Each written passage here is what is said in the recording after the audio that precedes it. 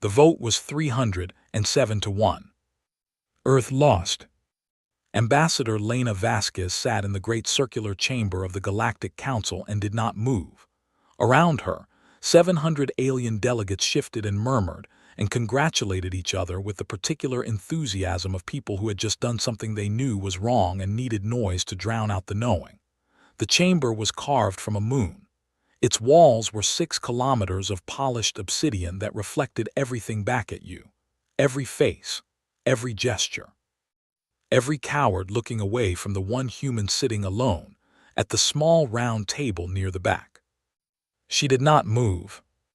The Vethori delegate, a tall creature with 4 arms and a neck that curved like a question mark, descended from the speaking platform with the slow dignity of someone who had rehearsed this moment. His name was Councillor Merv, and he had spoken for 2 hours before the vote.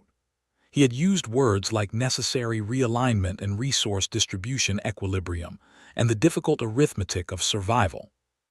He had spoken these words in a voice that was soft and reasonable and almost kind, the way a surgeon might explain an amputation, as if the calm of the explanation changed what the knife was going to do. The resolution was simple. Earth's solar system, its asteroid belt, its outer planets, their moons, was hereby designated a common resource zone under Galactic Council jurisdiction. Extraction operations would begin within 6 standard cycles. Earth itself was to be reclassified from emerging sovereign world to protected observation territory, which was a title that sounded generous and meant nothing. It meant humanity would be watched. It meant humanity would not be consulted. It meant the door that had taken 300 years of striving to open had just been shut, locked, and the key thrown into something with no bottom. Merv passed her table on his way out. He paused, his 4 arms folded across his chest in the Vethori gesture of formal acknowledgement, which looked, to human eyes, like a man hugging himself very hard. "Ambassador Vasquez," he said, "you understand this is not personal." She looked at him for a long moment. "It never is," she said. He walked away. The chamber emptied around her in layers, delegates filtering out through a dozen archways, their conversations already moving past the vote to other business, to dinner plans, to the next thing. The resolution was done. It was filed. It was real. The machinery of galactic civilization had chewed through one more agenda item and would move on to the next without breaking stride. Lena sat there until the chamber was empty. Then she opened the small communications terminal built into her table, bypassed 3 levels of council network protocol with codes that were not supposed to exist, and connected to a channel that was also not supposed to exist. "It passed," she said. The voice on the other end was a man named Admiral Jorah Chen, and he had been waiting in a ship that was also not supposed to exist, in a location that was not on any chart the Council had access to, for exactly this call. "How bad?" he said. "Everything outside Earth orbit, full extraction rights, we've been reclassified to observation status." A pause, not the pause of a man who was shocked. The pause of a man confirming what he already suspected and allowing himself exactly 3 seconds to process it before moving on. "Did they offer anything?" Merv said it wasn't personal. "Right," another pause shorter. "Lena, come home." She closed the terminal, stood, and walked out of the chamber of the Galactic Council for the last time. 300 years. That was how long humanity had been trying. It had not started with ships or weapons or any of the things the other species remembered later when they tried to make sense of what happened. It had started with a signal, a mathematical sequence broadcast from a research station on Titan, picked up by a Vethori explorer ship passing through the outer system. The Vethori had debated what to do with it for 11 years. Then they had come to Earth. They had expected a primitive species. They found a species that had already mapped the human genome, split the atom, walked on their moon, built global communications networks, and written an extraordinary amount of poetry about loneliness. The Vethori did not know what to make of the poetry. They made polite notes about it and moved on.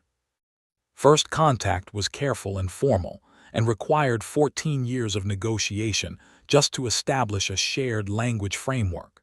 Humanity threw itself into that project with a focus that unnerved even the Vethori linguists, who were used to being the smartest people in most rooms. Humans turned out to have an almost pathological gift for language acquisition. They did not just learn Vethori standard.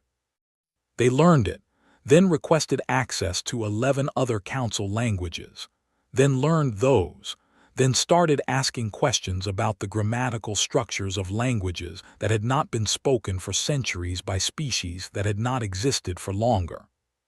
It took them 4 years. The Vethori filed a report with the Council. The Council noted it. The Council moved on. Humanity was admitted to the Galactic Council as an observing member 40 years after first contact. Not a full member, observing. They could attend sessions. They could speak when called upon. They could not vote.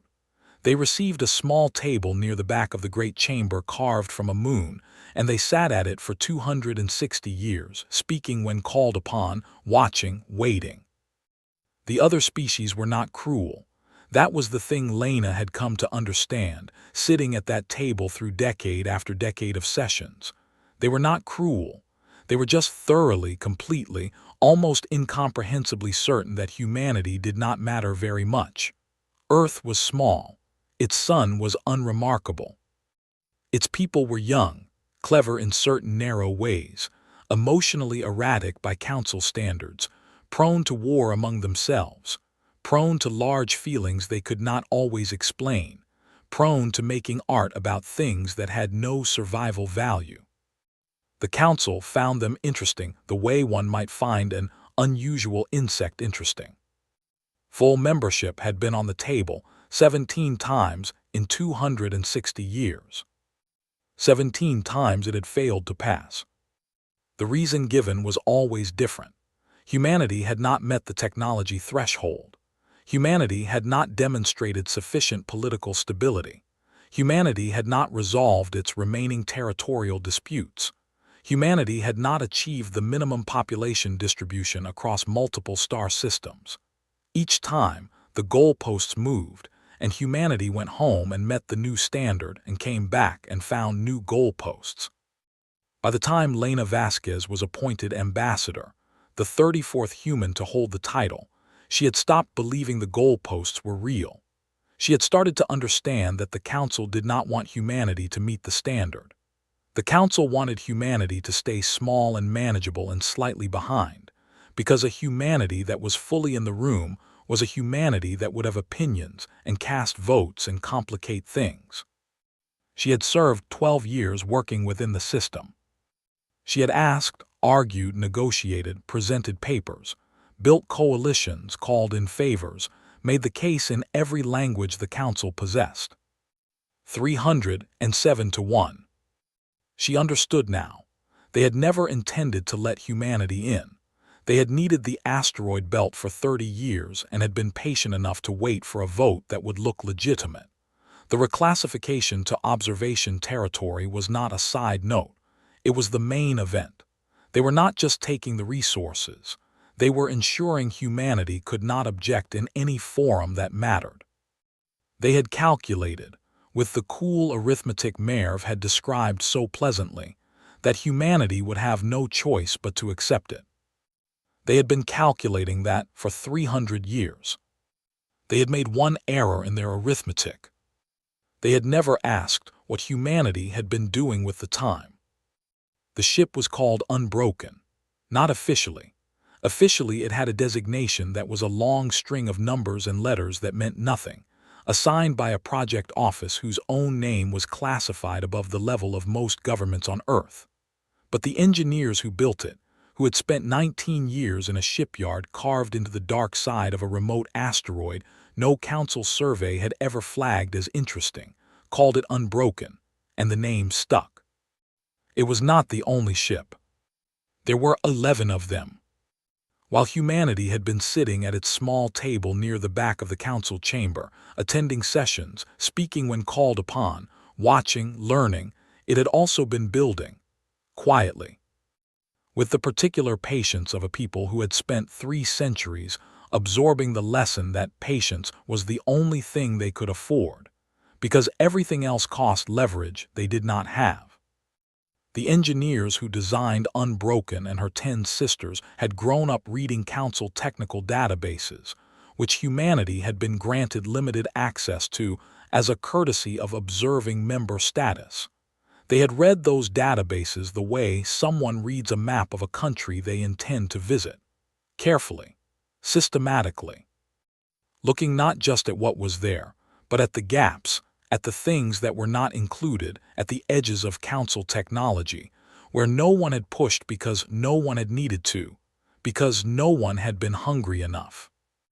Hunger, it turned out, was a significant engineering advantage. Unbroken was 30 kilometers long, not unusually large by Council standards. The Vithori ran carrier ships twice that size. But size was not the point. The point was what it carried and how it worked, and what its 11 drive cores could do to the physics of a local region of space when they were pushed past what the Council's own best engineers would have said was theoretically possible. They had said it was theoretically possible. They had spent 8 years proving it. Admiral Jorah Chen stood on the bridge of Unbroken and received Lena's call and stood very still for 30 seconds after he closed the channel. Then he turned to his crew. 22 humans at their stations looking back at him. Young, most of them. Calm, all of them. Trained for 8 years for exactly this, for the moment when the call came and the thing they had built stopped being a secret and started being a question that the rest of the galaxy would have to answer. Navigation, Chen said. Sir. Plot a course for Council Prime. A pause not long. Course plotted, Admiral. Chen looked out through the main viewport at the dark, at the stars that the Council had decided humanity did not matter enough to reach. Signal the fleet, he said. All ships move. Unbroken turned. And in 10 other dark and hidden places in the outer system, 10 other ships that were not supposed to exist turned with her, and together they fell toward the light. The first thing Council Prime's defense grid registered was a gravity anomaly. Not a ship, not 11 ships. A gravity anomaly, the kind of reading that made the technician on duty frown at her screen and tap it twice with one finger, the way you tap a thing you suspect is broken. She was a Keth, blue-skinned, four-eyed, 17 years on the grid watch without a single incident worth reporting. She had a cup of something warm going cold on her left side, and a half-finished schedule rotation form on her right, and she was, in the most complete sense of the phrase, not ready. She tapped the screen a third time. The anomaly did not fix itself. It got bigger. She opened a channel to her supervisor. Sir, she said, I have something. What kind of something? She watched the readings climb. Gravity displacement across a front 300,000 kilometers wide. 11 separate but synchronized signatures. Energy output that her instruments were technically measuring, but that her instruments were also, in some quiet mechanical way, struggling to believe. The kind of something, she said carefully, that I think you should come see yourself. Council Prime was not a planet. It had been once, 300,000 years ago, before the species that built it had done what every species eventually did when it ran out of things to solve. It had started solving the planet itself. Over 30 millennia they had hollowed it, reinforced it, threaded it through with transit lines and reactor cores and data networks so dense that the whole structure hummed at a frequency you could not hear but could feel in your back teeth if you stood still long enough. The surface was cities. The interior was cities. 50 billion beings called it home across 200 species, and it sat at the navigational center of Galactic Council territory like a knot at the center of a web, every thread running back to it. It had not been attacked in 11,000 years. The last species to try had not existed in 11,000 years either. This fact was not lost on Admiral Chen. He had read every account of that engagement in the 3 years he spent planning this approach. He had read them with the particular attention of someone who needed to understand not the victory but the defeat, how the attackers had thought, where they had committed too early, what had made the council's response so complete. He had taken notes in the margins of the translated texts, in handwriting so small the analysts who later reviewed his files had needed magnification. He was not here to repeat that history. He was here to replace it. Unbroken came out of the fold first. A fold was what the engineers called it, the drive technology that humanity had spent 8 years proving was possible and 12 years learning to weaponize. It did not move a ship through space. It moved space around the ship, compressing the distance between 2 points until they were effectively the same point, and then releasing. The math was elegant. The physics were violent. And the visual effect from the outside was something that no one in council space had seen before because no one in council space had built the drive before. A point of darkness that opened like an eye, and then a ship that fell out of it, already moving, already oriented, already exactly where it intended to be. 30 kilometers of ship. 11 seconds of silence on every council frequency. Then 10 more eyes opened in the dark around it, and 10 more ships fell through. Councillor Merv was in a breakfast meeting when his personal communicator went off. He ignored it. It went off again. He excused himself from the table with the particular smooth grace of a man who had spent 40 years making exits from rooms look deliberate, walked to the corridor, and answered. The voice on the other end was the Defense Coordination Director. Her name was Vel Orath, and she had held the position for 22 years, and in 22 years she had called Merv's personal communicator exactly once before, during a reactor failure in the transit district that had killed 9 people and knocked out communications for a sector. She did not call personal communicators for small things. "How many?" Merv said, because the look on her face through the small screen told him the shape of the news before the words did. 11, Vel Orath said. "Our fleet response time." "That's what I'm calling about." A pause, the kind of pause that had weight in it. "Counselor, their first ship came out of fold 40,000 kilometers from Defense Station 7. Merv knew Defense Station 7. Everyone in the Council's security structure knew Defense Station 7. It was the closest hardpoint to the standard Council Prime approach corridor. It was positioned exactly where any attacker would need to pass through. It had been positioned there for a reason, and the reason was that no ship had ever been able to fold that close to a gravitational body the size of Council Prime. The interference was too severe. The margin of error in fold navigation at that range was, according to 300 years of established physics, unsurvivable. Their second ship, Vel Orath continued, came out 41,000, their third at 39. The variance across all 11 ships was less than 2,000 kilometers. Merv stood in the corridor outside his breakfast meeting and looked at the wall. "They've solved fold precision," he said. It was not a question. "At a level we do not have," Vel Orath said. "Counselor, Station 7's targeting solution had a 6-second window when Unbroken emerged. Standard protocol. We fired." And another pause. Their shielding absorbed it. Merv was quiet for 3 seconds. "Send me everything," he said, "and get me a line to the human ship." Chen received the hail 40 minutes after emergence. 40 minutes. He had expected faster. He had planned for faster. The 40-minute delay was itself a data point. It meant the Council had spent 40 minutes doing something before opening a channel, and what they had been doing was running every weapon they had at station range and watching it not work, and now they were adjusting their approach. He respected that, the adjustment, not the weapons. He accepted the channel. Merv's face appeared on the main screen, 4 arms folded across his chest, the same posture as the Council chamber, composed, reasonable, the surgeon about to explain the knife. "Admiral Chen," he said, "I confess you have surprised us." "I know," Chen said. "May I ask what you intend?" Chen considered the question. It was, he thought, a good question. Honest in a way Merv had not been honest in the council chamber. "May I ask what you intend? Not you must stand down, or this is an act of war, or we demand you explain yourselves. May I ask?"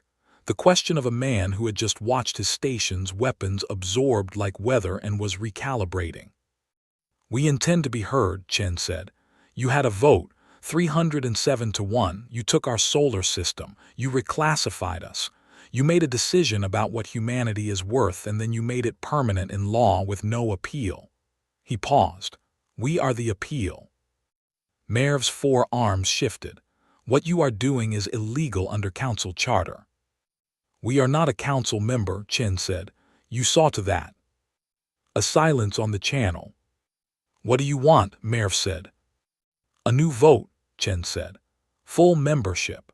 Restoration of our sovereign rights over our solar system. And a formal review of every resolution passed in the last 300 years that was shaped by the assumption that humanity would not be in the room to object." Merv looked at him through the screen for a long moment. "And if the council refuses?" Chen did not answer right away. He turned slightly and looked at his navigation officer. She was a woman named Yara Osai, 29 years old, who had grown up in a coastal city that regularly flooded because the warming earth that the council had found so unremarkable had not finished with it yet. She had a photograph of that city, the old one, the one before the flood walls, folded in her left breast pocket. She had carried it for 11 years.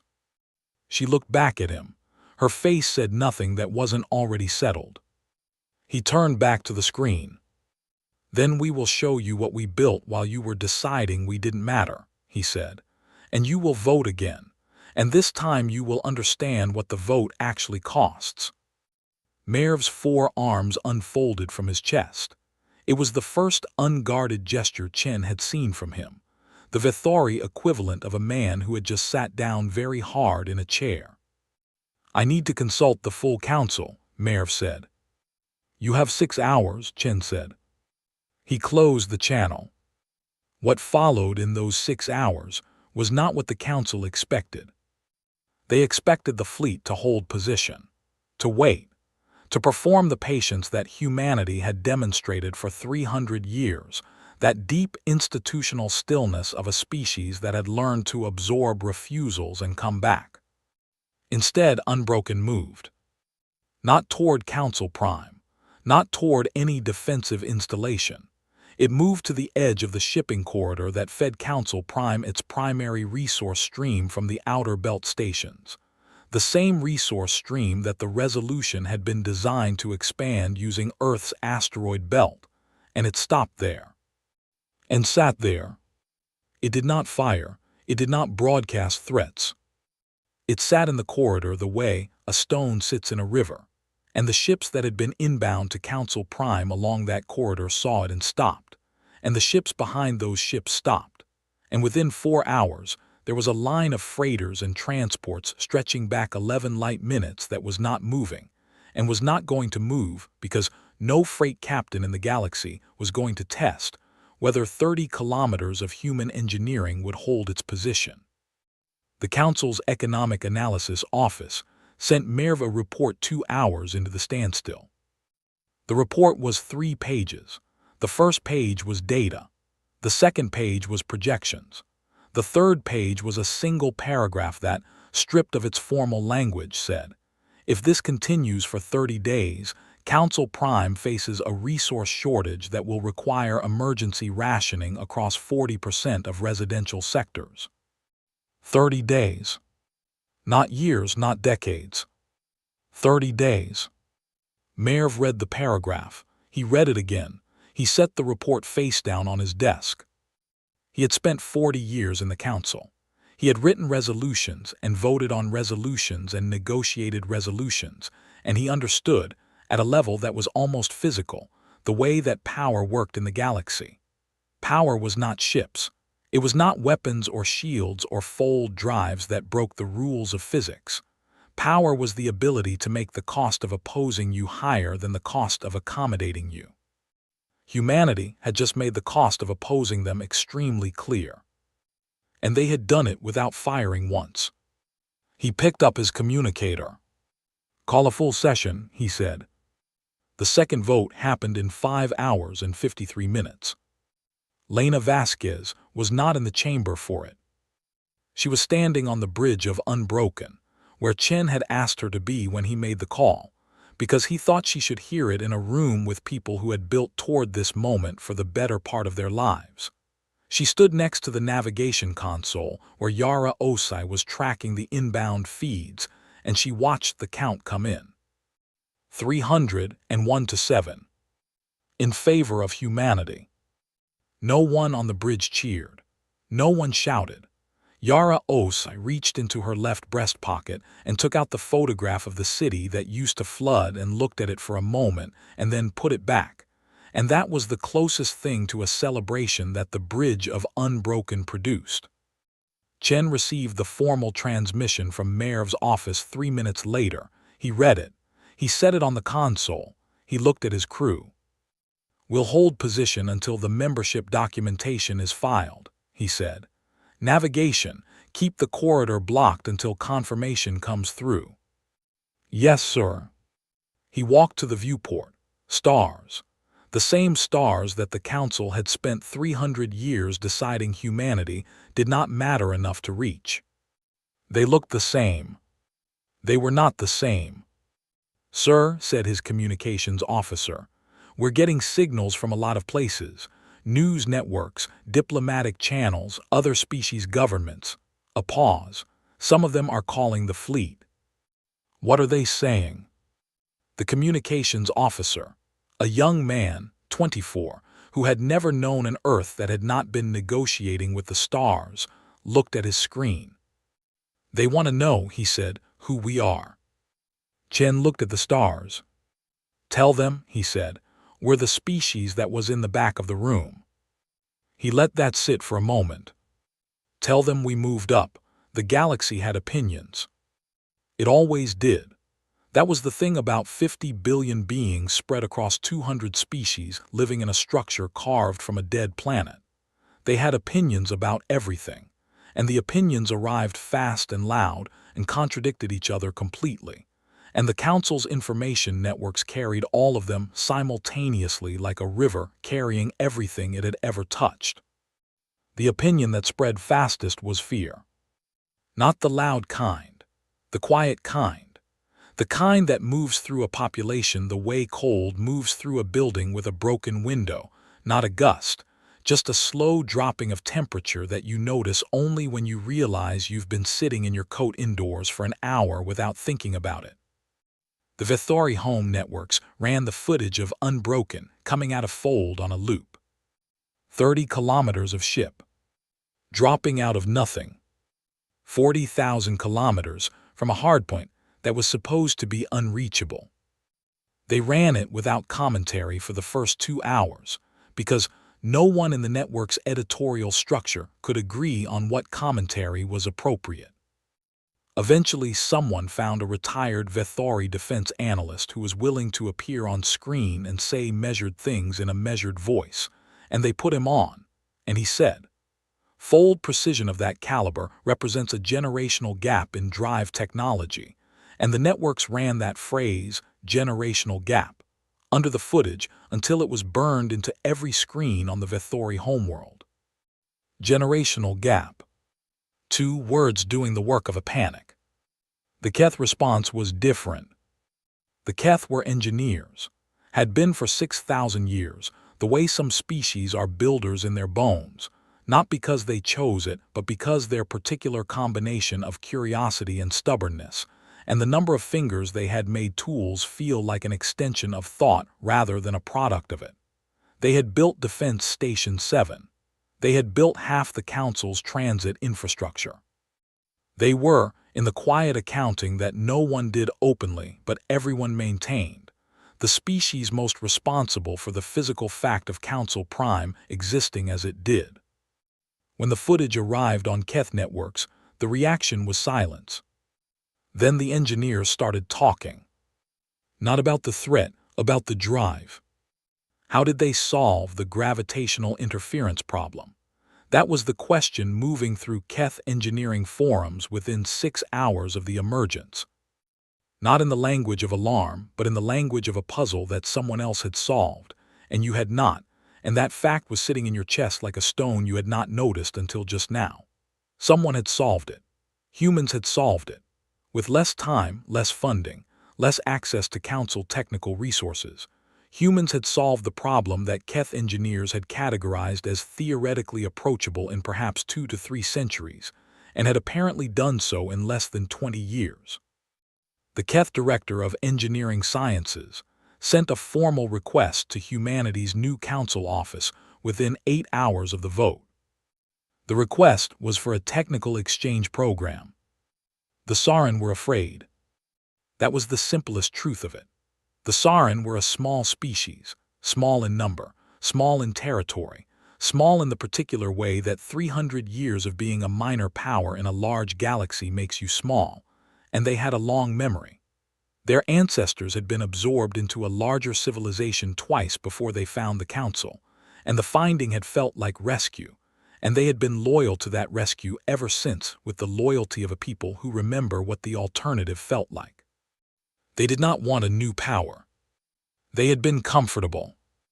The Sarin ambassador to Council Prime was a woman named Teth Ran, and she sat in her office the morning after the vote and looked at the feeds and felt something she had not felt in 40 years of diplomatic work.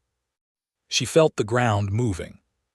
Not literally, metaphorically, in the way that people who have spent their lives building on a foundation feel it when the foundation shifts, a wrongness that has no single location, that is everywhere and nowhere, that makes every surface you put your hand on feel slightly less solid than it did yesterday. She sent a private message to her home government. The humans are stronger than we knew. This is not the end. This is the beginning of a very long question. She did not specify what the question was. Her government did not ask. Lena Vasquez was doing paperwork. This was the thing that no one in the council chamber, or on the bridge of Unbroken, or on any of the Vethori or Keth or Sarin networks talking about generational gaps and technical exchanges, and the ground moving. No one was thinking about the paperwork. But the paperwork was real, and it was enormous, and it arrived on Lena's desk the morning after the vote in the form of 47 separate council administrative filings, each of which represented one part of the bureaucratic machinery required to translate a vote into an actual legal reality. Full membership meant forms. It meant classifications and designations and official entries in 12 different council registries, and the reassignment of Earth's solar system from common resource zone back to sovereign territory, which itself required 11 sub-filings that each had to be completed in council standard and cross-referenced with the original resolution that had created the wrong designation, and annotated to explain why the wrong designation was being corrected. The annotation field had a maximum of 500 words. Lena needed 600. She was sitting at the small round table that had been her family's address in the council chamber for 34 ambassadors and 300 years. They had given her a better office now, larger, near the front, with windows that looked out over the transit district. But she had come back to this table because the new office did not have a chair that fit her right, and because she did not trust things that were given to her quickly after 300 years of being given nothing. Councillor Mayer found her there. He came without his staff, without the formal posture. He walked through the chamber, which was empty at this hour, and sat down across from her small table, which was too small for 2 people, but he sat anyway, and he folded all 4 of his arms on the table's surface and looked at her. "How long did you know?" he said. She did not look up from the annotation field immediately. She finished her sentence, then she looked at him. "Chen started the shipyard project 19 years ago," she said. "I've known about it for 12. While you were here. While I was here. Merv was quiet. His forearms were still on the table. You were negotiating in good faith. Yes. While knowing that if the negotiation failed. There was a second option, Lena said. Yes. He looked at her for a long time. That is a very human thing to do, he said. It was not an insult. It was not a compliment. It was the careful observation of a man who was updating something fundamental. I know, she said. May I ask why you did not simply use the ships from the beginning? Lena set down her pen. She looked at the table, her table, the back of the room table, the table that 33 people before her had sat at and spoken from when called upon. Because we wanted in, she said, not over. Merv looked at the table too. And now? Now we're in, she picked up her pen, which means the ships stay parked, as long as everything we were promised actually happens. And if it doesn't? She looked at him. He understood. He unfolded his arms and stood and walked out of the chamber and left her to her paperwork. Chen kept the fleet at Council Prime for 3 more days. He did not announce this as a threat. He did not broadcast it as a warning.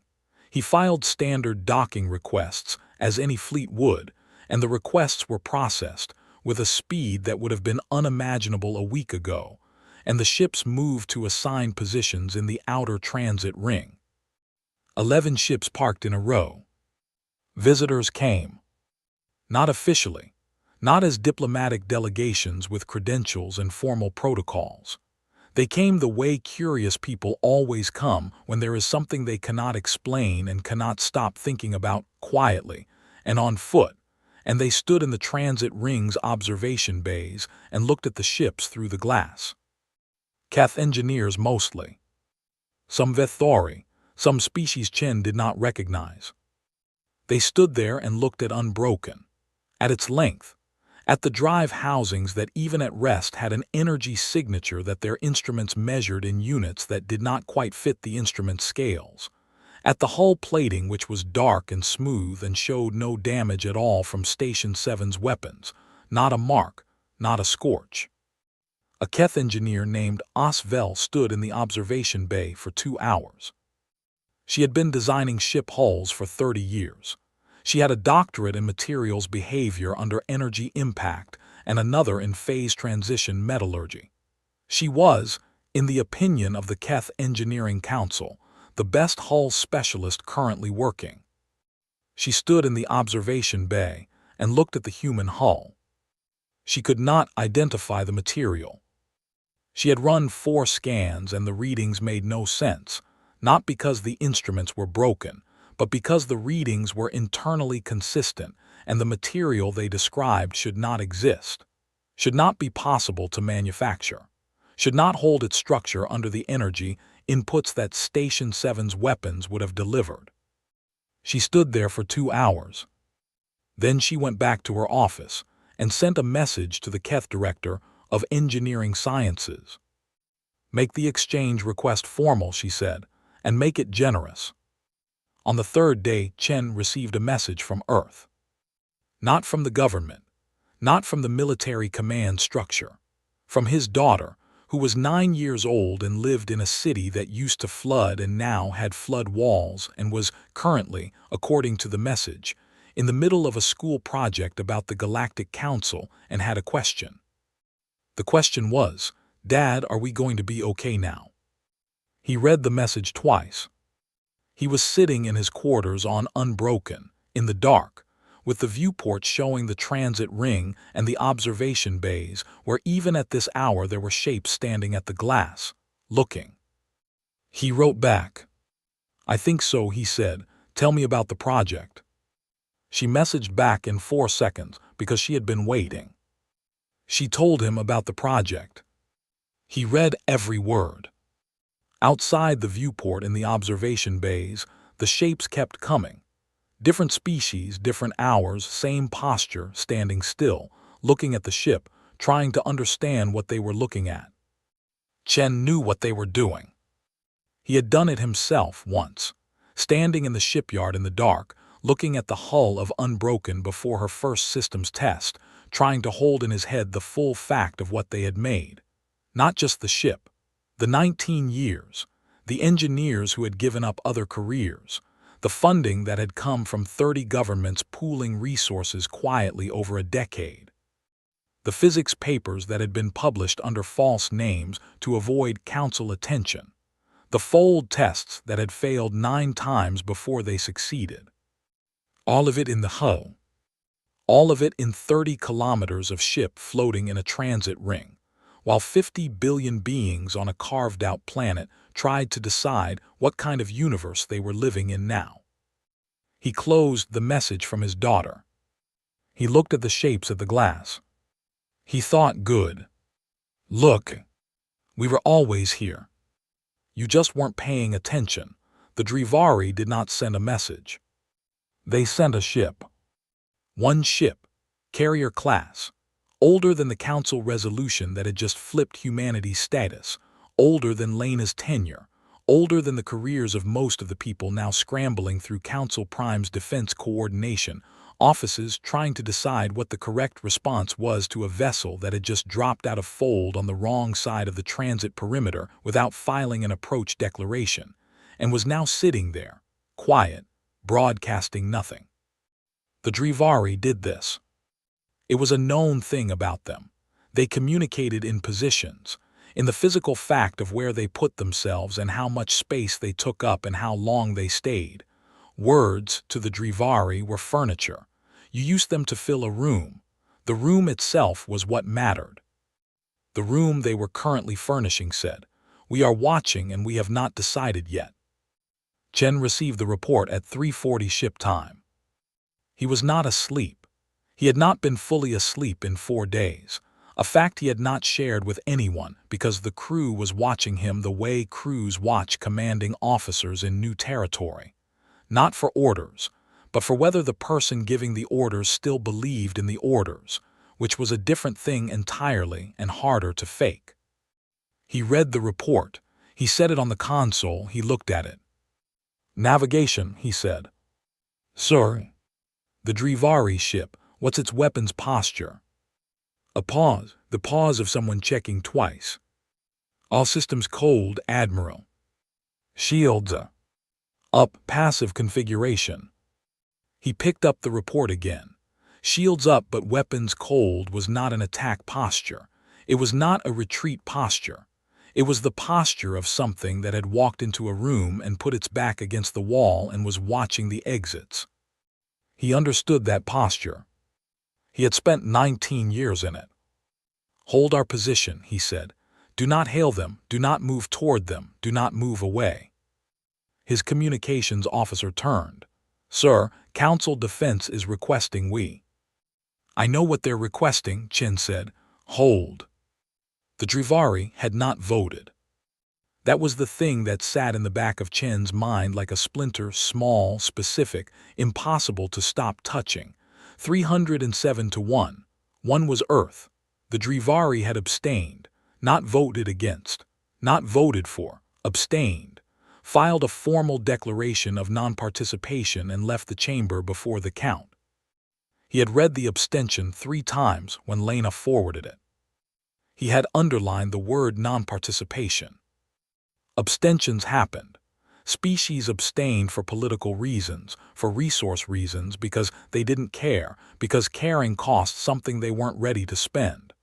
But the Drivari abstention had come with a declaration, which was unusual, and the declaration had contained one sentence, which was, "This council is making a decision it will not be able to unmake." Not a moral objection. A prediction. The Drivari ship stayed for 6 hours. It did not communicate. It did not maneuver. It held its position at the edge of the transit perimeter and ran its passive sensors and watched, and Unbroken held its position and did not hail them and did not flinch. And the 2 ships sat across that distance from each other like 2 people who have something important to say and have agreed without discussing it that the first one to speak loses something. On the 5th hour, Chen's communications officer said, "Admiral." Quietly, The way you say a word when you are not sure it's the right time for the word. Chen looked at him. The Drivari ship is running a scan on us. Active, detailed. They're not hiding it. I know, Chen said. He had seen the scan initiate 20 minutes ago and said nothing because saying something would have changed what the scan meant. Let them look. That was the point. Let them look. He knew what they were going to find because he knew what was in the hull. He knew the drive specifications. He knew the shield output. He knew that an active detailed scan of Unbroken at this range, run through Drivari sensor systems that were, he would give them this, genuinely excellent, would produce readings that would take their analysts approximately 2 days to stop arguing about. He waited. On the 6th hour, the Drivari ship moved. Not toward Unbroken, not toward Council Prime. It oriented toward the fold point it had arrived from, and it held that orientation for 4 minutes, which in Drivari positional language meant something his cultural briefings had called settled intention, meaning they had decided something, meaning the watching was over. Then it folded out. Gone. His communications officer let out a breath, not loud, just the kind of breath that escapes when you have been holding something in your chest for 6 hours and you have just been given permission to put it down. What do you think they decided? He said. Chen looked at the space where the Drivari ship had been. That we're real, he said. The Sethkai ambassador requested a meeting 2 days later. The Sethkai were not a species Chen had spent much time on in his briefings. Mid-tier power, 8 systems, long history of sitting with whichever coalition was currently winning, which was not cowardice so much as a very old and very practical policy shaped by the particular geography of sitting between 3 larger powers, and having learned across several thousand years that strong opinions were expensive. The Sethkai ambassador's name was something that did not translate well, and so everyone called him Reth, which he tolerated. Reth met Chen in a docking bay conference room on Council Prime. Small room. Round table. No staff on either side, which was Reth's request and which Chen had granted because a request to meet without staff from a species that had voted against humanity 3 days ago was worth a round table in a small room. Reth was tall, thin in the way that looked structural, as if removing any part of him would cause a problem. His eyes were on the sides of his head, which gave him a field of vision that made sitting across from him feel slightly off. You were never quite in the center of what he was looking at. He sat down. He placed both hands flat on the table. I want to discuss trade, he said. Chen looked at him for a moment. We voted against you, Reth said, because he was a practical species with a practical ambassador and practical species, did not spend time pretending the obvious was not there. We voted against you because Councillor Merv's office indicated the resolution would pass by a larger margin than it did, which would have made our opposition to it economically costly and politically pointless. But it didn't pass by that margin, Chen said. No. 1 vote. 1, Reth agreed, which means we paid the cost of opposing you without the benefit of being on the correct side. He adjusted his hands on the table. We would like to correct the alignment. Chen studied him, the side-set eyes, the structural thinness, the hands flat and open on the table which he had been told was a Sethkai gesture of disclosed intent. No weapons, no hidden cards, this is what I have, this is what I want. What kind of trade? Chen said. Access to your shipyard infrastructure. Chen was quiet. Not the designs, Reth said. Not the drives, the infrastructure, the construction methodology.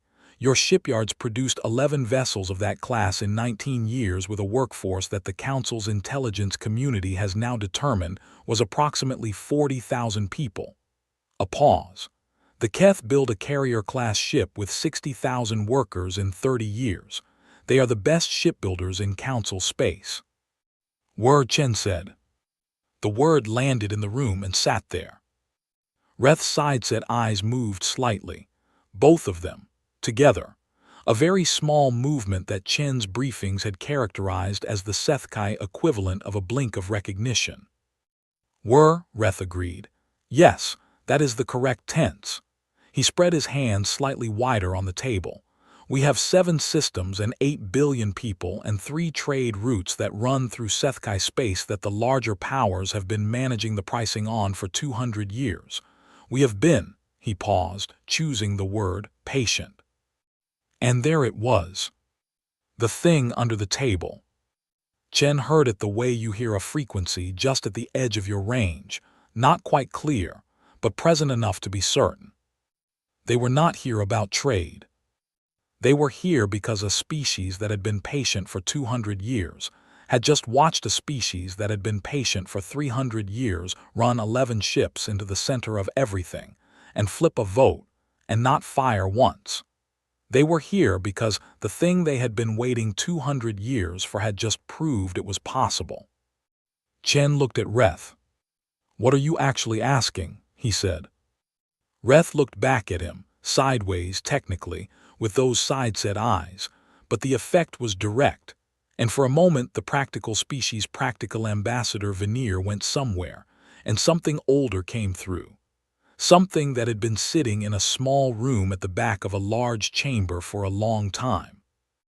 "We are asking," Reth said, "if there is room at your table." Chen did not answer immediately. He stood up, walked to the small viewport in the conference room wall that looked out at the transit ring, at Unbroken, at the other 10 ships in their row. He thought about Lena at her small table doing her paperwork, with the annotation field that was too short. He thought about the engineers in the dark of the asteroid shipyard, who had gone home to families they could not tell things to for 19 years. He thought about Yara Osei's photograph. He turned back. "We'll need to talk to our government," he said. "This is above my authority." "Understood." But he paused. Picked the next words like you pick something fragile off a high shelf, unofficially, as one person who waited a long time talking to another. Reth waited. "The table we had," Chen said, "was too small. We're building a bigger one." He looked at Reth. "Show us you mean it. Vote with us on the resource zone reversal filing next session. When it costs you something, then we'll talk." Reth stood. Both hands came off the table. He held them open at his sides, which Chen's briefing said was the full version of the gesture, not just no weapons but no reservations. "Done," he said. He left. Chen stood in the empty conference room for a while. Then he went back to the bridge and started drafting a report to Earth that was going to be very long and very complicated, and was going to require a lot of people to read it and argue about it, and eventually decide things he was not authorized to decide alone. He was fine with that. Outside the viewport, Unbroken sat in the transit ring, and species that were not Keth and not Vethori stood in the observation bays now, different shapes, different sizes, all of them doing the same thing. Looking, recalculating, deciding which side of a very new history they wanted to be on before the choosing got expensive.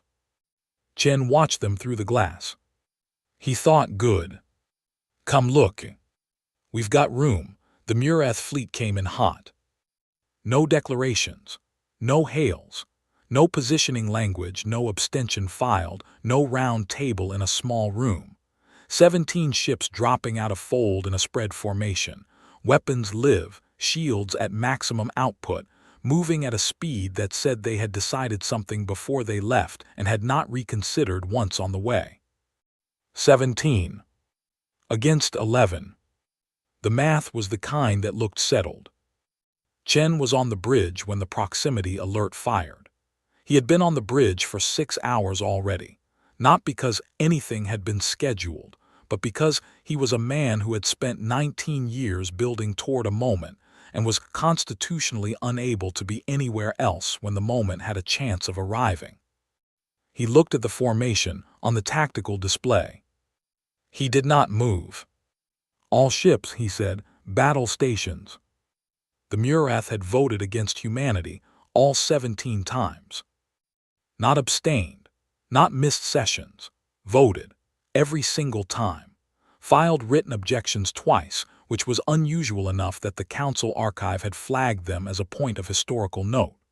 Their objections had used the language of civilizational readiness and developmental maturity thresholds, which were the polite words, and in private, in the communications that humanity's intelligence apparatus had been quietly collecting for 11 years, they had used different words. Words that translated roughly as infestation, an unchecked variable, and the thing you let in the door that you cannot put back outside. They had watched the vote reverse. They had watched the fleet park in the transit ring. They had watched the observation bays fill with other species running scans, asking questions, filing exchange requests. They had watched the Sethkai meet with Chen. And they had decided not to negotiate, not to abstain, not to file a written objection or request a procedural review or use any of the 100 instruments that the Council existed to provide for exactly this kind of disagreement between member species. They had decided that the thing you let in the door, you could still remove. You just had to be fast enough. They were not fast enough. The first volley from the Murath lead ship crossed the distance in 4 seconds. It hit Unbroken's shields, and the shields took it the way stone takes rain, present, registered, absorbed, unchanged. Osvel, the Keth hull specialist who had stood in the observation bay for 2 hours, would later publish a technical paper about what happened to the Murath weapons output on contact with Unbroken's defensive field. The paper would be 60 pages. The 60 pages would reduce, for any reader willing to follow the math, to 1 sentence. The Murath brought the wrong tools. Unbroken returned fire. There is a particular quality to the silence that follows the first shot in a fight where one side did not know what the other side had. It is not the silence of shock. It is earlier than shock. It is the half-second before the brain has finished processing the information that what it expected and what happened are different things, and that the difference is large, and that the large difference has immediate consequences for decisions already made and actions already in motion. The Murath formation had that silence for approximately 3 seconds after Unbroken's return fire landed. 3 seconds is a long time. In 3 seconds, a lot of hull can stop existing. The Murath ship that took the shot directly did not explode. Chen had been very specific about that in the engagement protocols he had written over the past 3 nights, not because he was merciful, not exactly, but because an explosion left nothing to look at, and he needed the other 16 Murath ships to look at something. He needed them to have 3 seconds of silence to look at a ship that had been hit and was still there, but was not, in any functional sense, a warship anymore. Depowered, drifting, intact enough to be rescued, gone from the fight the way you pull a tooth present and absent at once, the socket where a thing was. 1 ship. 1 shot. The silence. Then his communications officer said, "Admiral, the Murath formation is." "I see it," Chen said. The formation was not attacking. It was not retreating. It was doing the thing that formations do when the commanding ship has just experienced something that does not fit the pre-departure briefing. It was holding. 17 ships minus 1, which was now 16 ships, holding position at firing range and not firing, which meant someone in that formation was making a decision, and making it fast. "Hail them," Chen said. The Murath commander who appeared on screen was old. Old in the way of a species that did not age gently. The Murath lived long and the living showed on them, accumulated visibly like rings in wood, layer on layer, the years worn in the surface of the face rather than hidden in it. His name was Commander Sath, and he had 4 campaign decorations visible on his uniform, which meant he had been in 4 engagements the Murath considered significant, and the fact that he was still alive meant those engagements had gone well for him. He looked at Chen. Chen looked back. "You have 1 ship disabled," Chen said. I have 10 ships that have not fired. You have 16 ships that have fired one volley. A pause. Would you like to have a conversation, or would you like to find out what 10 ships firing looks like? Sath did not answer immediately. He looked at something to his left, off-screen, the tactical display probably, the readings from Unbroken's one shot, and his face did the thing that Merv's face had done in the council chamber, that Reth's face had done in the conference room, that the Keth Hull specialist's face had done in the observation bay. The thing where a thing you believe to be settled turns out to be unsettled. The recalculation, quiet, interior, happening behind the eyes. "What do you want?" Sath said. "Your fleet to stand down," Chen said. "All weapons cold, all shields passive. And then we talk. And if we don't stand down..." Chen looked at him. "Then you'll find out," he said, "what we built the other 10 ships for." The Murath stood down. Not fast, not with grace. It took 9 minutes and 2 more hails, and one point where Sath went off-screen for 4 minutes while his officers presumably told him things he did not want to hear about, the energy signatures coming off Unbroken's drive cores at idle. Things that suggested the one shot fired had not been the ship at effort, had not been anywhere near the ship at effort, had been the ship making a point with the smallest possible fraction of what it had. But they stood down. All weapons cold, all shields passive, 16 ships and 1 drifting socket. The silence after was different from the silence before. Before had been the silence of a gap between what someone expected and what happened.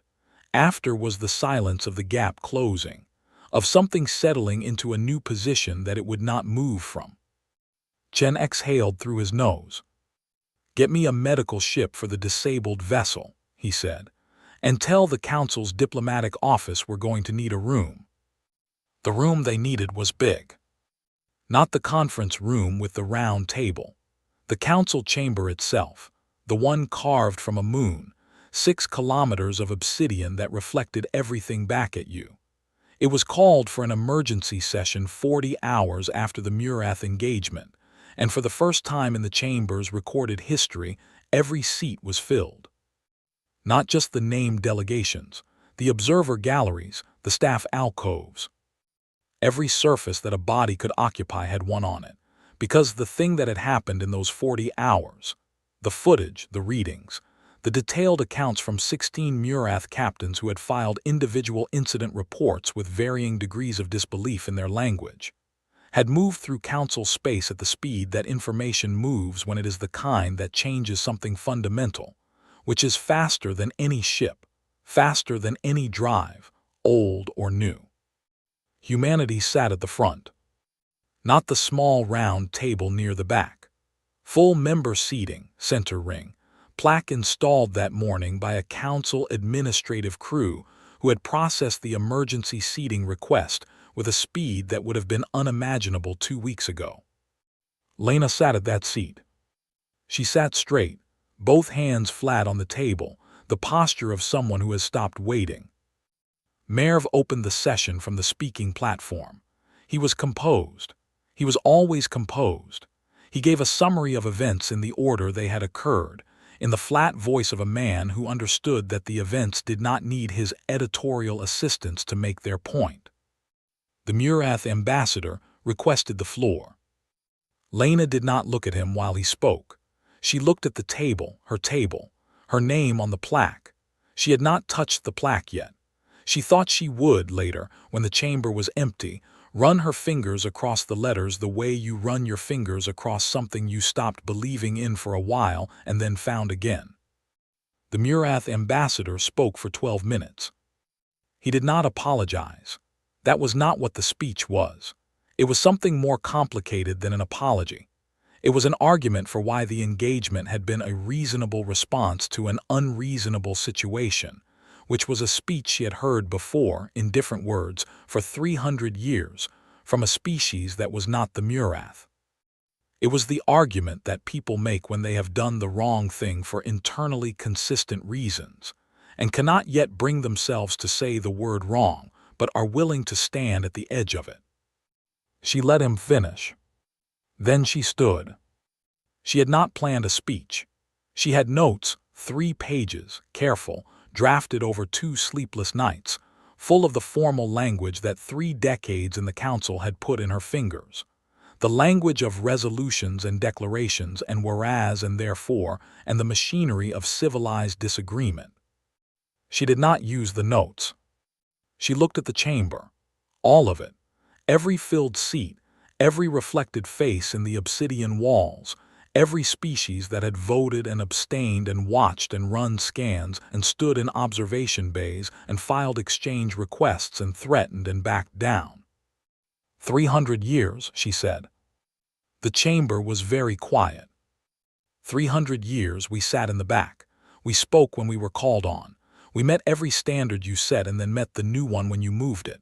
We wrote papers in your languages. We learned your histories. We asked and argued and came back after every no. She paused.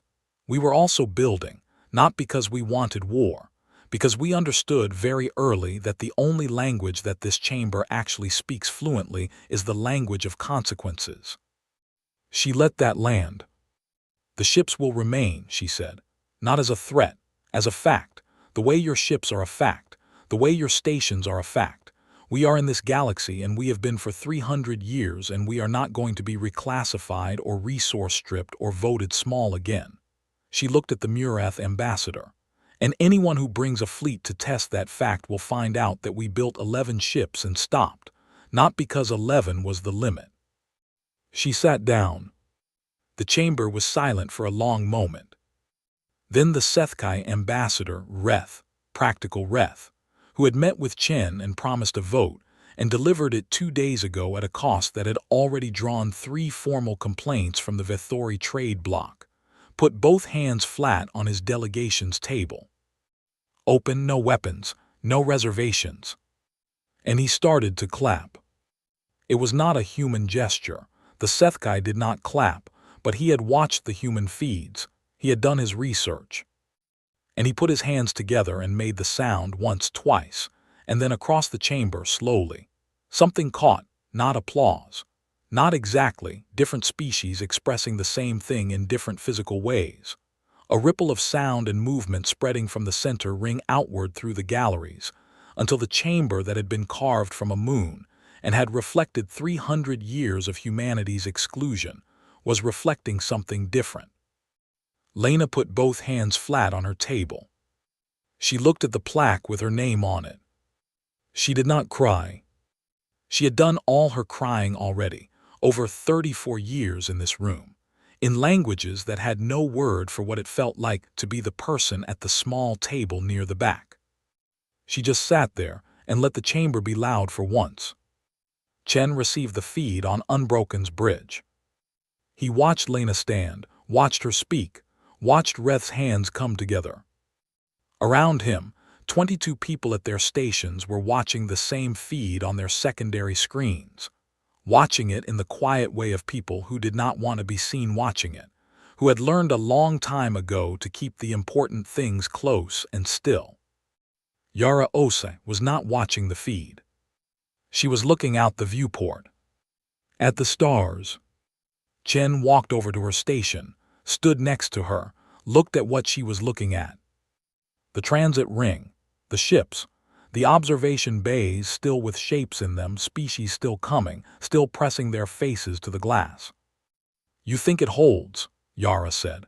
Not a question exactly. The kind of thing you say when you already know what you think and you want to hear what the other person thinks to see if the two things match. Chen looked at the stars. He thought about his daughter's message, still unanswered in the back half of his queue, buried under 17 flag-level communications, and the Murath incident reports, and the Keth exchange proposal, and a formal invitation from the Sarin diplomatic corps that he had not yet opened. He thought about the engineers who had gone home to families they couldn't tell things to for 19 years. He thought about the 34 people who had sat at that small table, speaking when called upon, waiting, carrying forward the particular weight of being almost included. He thought about the 307 to 1. Yeah, he said. He did not say, Because we built 11 ships and they know we stopped counting. He did not say, because the Sethkai voted and the Keth want the exchange and the Drivari came to look and decided we were real. He did not say, because fear and respect are not the same thing, and we are going to spend the next 300 years making sure the galaxy learns the difference. He just said, yeah. And Yara Osai looked at the stars and said nothing back, which was the right answer. Unbroken sat in the transit ring. The shapes kept coming to the glass. And somewhere in a chamber carved from a moon, an ambassador whose name was now on a plaque sat at a table in the center of the room, and the room was loud, and it had taken 300 years to make it loud, and she let it be.